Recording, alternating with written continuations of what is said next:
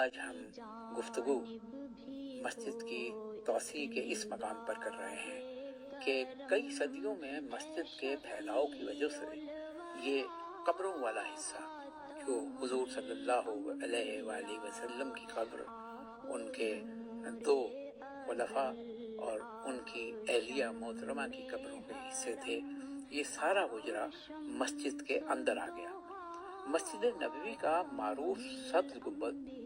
اس حجرے کے اوپر ہی بنایا گیا۔ شاندار طرز تعمیر اور جدید ترین ٹیکنالوجی سے بنائی گئی اس عمارت کو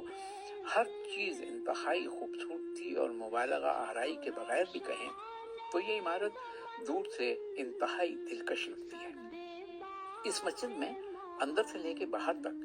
اس کی ٹیکنالوجی، طرز تعمیر، اس کی مینجمنٹ، اس کے وسائل کے استعمال، ہر طرح سے ایک حسن جھلکتا ہے۔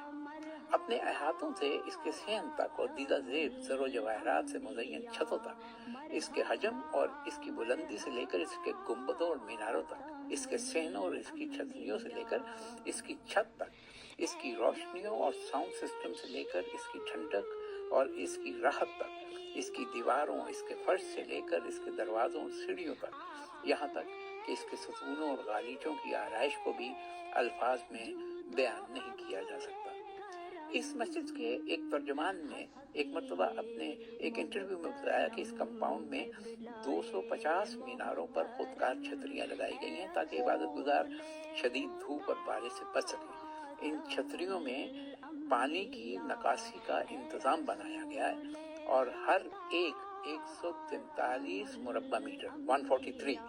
مربع میٹر جگہ پر سایہ کرتی ہے اور 800 عبادت گزاروں کو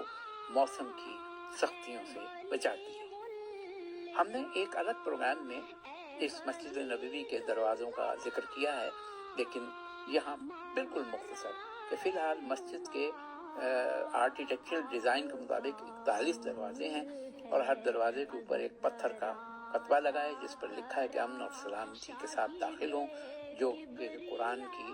سورہ الحجر کی 46ویں آیت ہے۔ یہ دروازے اور ان کی تعداد اب بہت بڑھ چکی ہے۔